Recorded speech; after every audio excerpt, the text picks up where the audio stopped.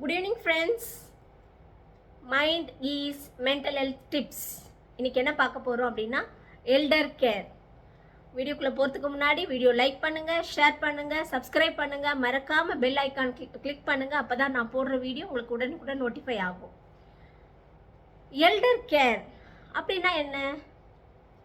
முதியோர்களின் கவனிப்பு, முதியோர்களை நம்ம எப்படி கவனிச்சுக்கணும் அப்படிங்கிறத பற்றி தான் பார்க்க போகிறோம். முதியோர்கள்னா யார் நம்ம மீன் பண்ணுறோம் அப்படின்னா, இன்னைக்கு நான் ஸ்பெசிஃபிக்காக பேச போகிறது ரிட்டையர்மெண்ட் சிண்ட்ரோம். அப்படின்னா ஒரு 58 வயசு 60 வயசு ரிட்டையர் ஆனவங்களுக்கு வரக்கூடிய பிரச்சனைகளை எப்படி நிவர்த்தி பண்ணலாம் அப்படிங்கிறத பற்றி தான் பார்க்க போகிறோம். சரிங்களா?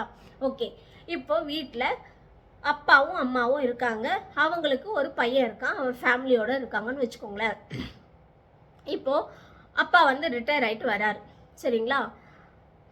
அப்பா ரிட்டையர் ஆகிட்டு வராரு அப்படின்னும் போது அவருக்கு ஒரு இவ்வளோ வருஷமாக எக்ஸ்பீரியன்ஸ் ஆயிருக்காரு, வேலை பார்த்துருக்காரு, அந்த குடும்பத்துக்காக நிறைய செஞ்சுருக்காரு அப்படின்னு சொல்லிட்டு ஒரு பெருமிதமாக இருந்தாலும் அவருக்கு இனிமே நம்ம வந்து வி ஆர் நத்திங் அப்படிங்கிற ஒரு ஃபீலோட தான் அவங்க வந்து இருப்பாங்க. ஏன்னா நம்ம வந்து ஆக்டிவிட்டியாக பார்த்தீங்கன்னாவே எல்லாமே வந்து கொஞ்சம் டிக்ளைன் ஆகிடும் ரிட்டையர்மெண்ட்டுன்னு சொன்ன உடனே, இல்லையா? சில பேர் இருக்காங்க ரிட்டையர்மெண்ட் ஆனதுக்கு அப்புறம் கூட எக்ஸ்டென்ஷனில் வேலை பார்ப்பாங்க. சரிங்களா? சூப்பர் ஆனிவேட்டட்னு அவங்கள சொல்லுவோம். ஸோ அவங்களுக்கெல்லாம் ஒரு சல்யூட். சரிங்களா? இப்போது ரிட்டையர்மெண்ட் ஆகிட்டார், வீட்டுக்கு வந்துட்டார். அடுத்த ஒரு வாரத்திலேயே வந்து ஒரு ஃபேமிலி ஃபங்க்ஷன் நடக்குது. சரிங்களா? ஒரு உதாரணத்துக்கு எடுத்துக்கலாம். அந்த ஃபேமிலி ஃபங்க்ஷனுக்கு பையன் என்ன நினைக்கிறாருன்னா, அப்பா இவ்வளோ காலம் எல்லாத்தையும் எடுத்து போட்டு செஞ்சார், அப்பா கொஞ்சம் இப்போ தான் ரிட்டையர் ஆகிட்டு வந்திருக்காரு, அப்பா ஓய்வு எடுத்துக்கிட்டோம், நம்ம எல்லாத்தையும் எடுத்து செய்யலாம் அப்படிங்கிறது பையனுடைய எண்ணம். இப்போது அப்பா என்ன யோசிக்கிறாரு, நம்ம ரிட்டையர் ஆகிட்டு வந்துட்டோம், நம்ம இப்போ ஃப்ரீயாக இருக்கோம், இன்னும் ஃபேமிலி இன்வால்வ் பண்ணுறதுக்கு எல்லாத்தையும் நம்ம கேட்டு பண்ணுவாங்க அப்படின்னு ஒரு எண்ணத்தில் இருக்கார்.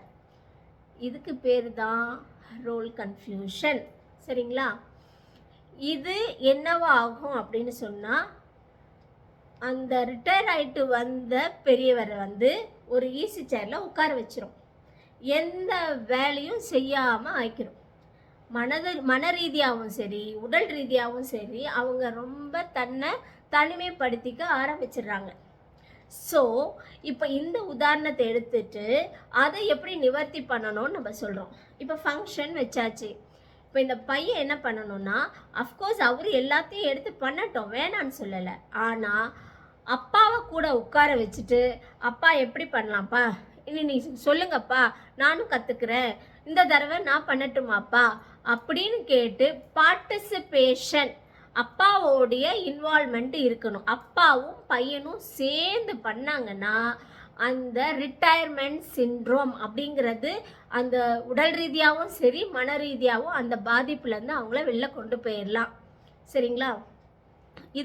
இது வந்து ஃபங்க்ஷன் மட்டும் இல்லைங்க, வீட்டில் வேறு எந்த விஷயம் செஞ்சாலும் சரி, டெய்லி நீங்கள் செய்யக்கூடியதில் பெரியவங்களுடைய அட்வைஸ் எங்கெல்லாம் தேவைப்படுதோ அந்த ரிட்டையர் ஆனவங்கள தயவு செய்து இன்வால்வ் பண்ணுங்கள். சரிங்களா? அவங்கள கேட்டு பண்ணுங்கள். அவங்களுடைய எக்ஸ்பீரியன்ஸ் நமக்கு ரொம்ப வேலிடாக ரொம்ப தேவை. இந்த காலத்துக்கு வந்து அவங்களுடைய அந்த அந்த டெசிஷன்ஸ் எல்லாம் பயங்கரமாக அவங்க எக்ஸ்ப்ளோர் பண்ணி எக்ஸ்பீரியன்ஸ் பண்ணி நிறைய விஷயங்களை அவங்க வாழ்க்கையில் பார்த்துட்டு வந்திருப்பாங்க. ஸோ அவங்களுடைய எக்ஸ்பீரியன்ஸு நமக்கு கொஞ்சம் யூஸ்ஃபுல்லாக இருக்கும். அதனால் நீங்கள் அவங்கள கேட்டு பண்ணிங்கன்னா அவங்க லைஃப்பும் நல்லாயிருக்கும், உங்கள் லைஃப்பும் நல்லாயிருக்கும். அவங்களுக்கு அந்த ஃபிசிக்கல் ப்ராப்ளமோ இல்லை அந்த சைக்கலாஜிக்கல் ப்ராப்ளமோ வராமல் நம்ம தடுக்கலாம். சரிங்களா? நன்றி, வணக்கம்.